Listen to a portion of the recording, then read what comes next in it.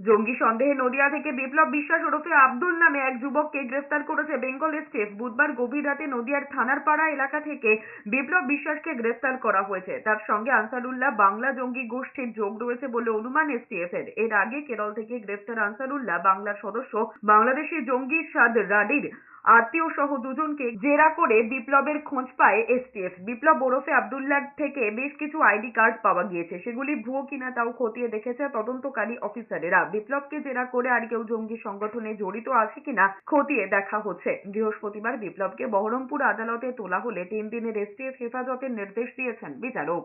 STF বিপ্লব বিশ্বাস বলে একজনকে নদিয়া থেকে অ্যারেস্ট করে নিয়ে এসেছিল এবং তাকে 7 দিনের পিসি প্রেয়ার করেছিল। প্ল্যানেট কোর্ট 3 দিনের পিসি প্রেয়ারও করেছে এবং 23 তারিখে ফার্দার প্রোডাকশনে দিন দিয়েছেন।